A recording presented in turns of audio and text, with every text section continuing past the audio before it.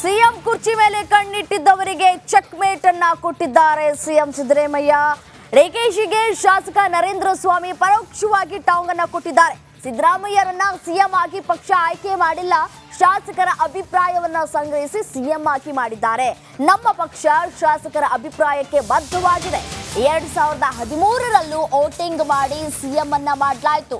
ಯಾರನ್ನೋ ಓಲೈಸುವುದಕ್ಕೆ ಸಿಎಂ ಬದಲಾವಣೆ ಅಂತ ಹೇಳಬಾರದು. ಮೊದಲ ಬಾರಿ ಆಯ್ಕೆಯಾದಂತಹ ಶಾಸಕರು ಹಾರಾಡ್ತಾ ಇದ್ದಾರೆ. ಮಂಡ್ಯದಲ್ಲಿ ವಾಗ್ದಾಳಿಯನ್ನ ನಡೆಸಿದ್ದಾರೆ ನರೇಂದ್ರ ಸ್ವಾಮಿ. ಮಂಡ್ಯದಲ್ಲಿ ಹೆಚ್ಚು ಕಾಲ ಕಾಂಗ್ರೆಸ್ ಪಕ್ಷ ಕಟ್ಟಿದವನು ನಾನೇ, ನನಗೆ ಅನ್ಯಾಯ ಆಯ್ತು ಅಂತ ಬೀದಿಯಲ್ಲಿ ಮಾತನಾಡೋಕ್ಕಾಗತ್ತಾ? ಬೇರೆ ಸಚಿವರಿಗಿಂತಲೂ ಯೋಗ್ಯತೆ, ಅರ್ಹತೆ, ಸೀನಿಯಾರಿಟಿ ನನಗೂ ಕೂಡ ಇದೆ. ಪಕ್ಷದ ತೀರ್ಮಾನವನ್ನ ತಲೆಬಾಗಿ ಒಪ್ಪುತ್ತೇನೆ. ಸಮಯ ಬರುವವರೆಗೂ ಕಾಯುವಂತೆ ಡಿಕೆ ಶಿವಕುಮಾರ್ಗೆ ಪರೋಕ್ಷವಾಗಿ ಟಾಂಗ್ ಕೊಟ್ಟಿದ್ದಾರೆ. ಒಂದು ಕಡೆ ಸಿಎಂ ಬಣ ಫುಲ್ ಆಕ್ಟಿವ್ ಆಗಿದ್ದಾರೆ.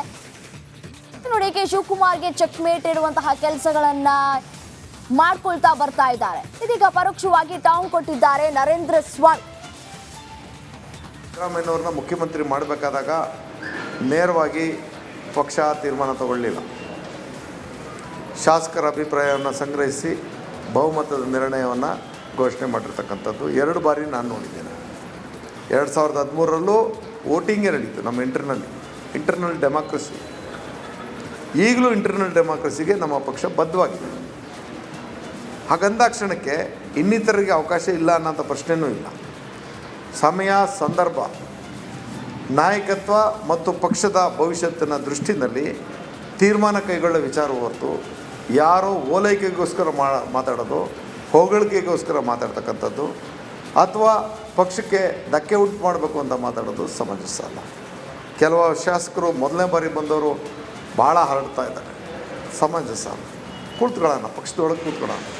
ಸ್ಪಷ್ಟವಾಗಿ ಹೇಳ್ತೀನಿ, ಈಗ ಮಂಡ್ಯದಲ್ಲಿ ಅತಿ ಹೆಚ್ಚು ಕಾಲ ಇವತ್ತಿನ ಜನಪ್ರತಿನಿಧಿಗಳಲ್ಲಿ ಕಾಂಗ್ರೆಸ್ ಕಟ್ಟಿದವನು ನಾನೇ.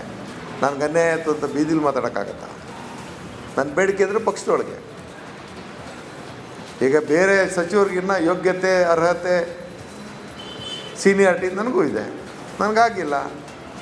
ಪಕ್ಷದ ತೀರ್ಮಾನನ ತಲೆಬಾಗಿ ಒಪ್ಕೊಂಡಿದ್ದೀವಿ. ಇರಲಿ, ಅದು ನಮ್ಮ ನಾಯಕರುಗಳು ಯಾವತ್ತು ನನ್ನ ಬಗ್ಗೆ ಮನವರಿಕೆ ಆಗುತ್ತೋ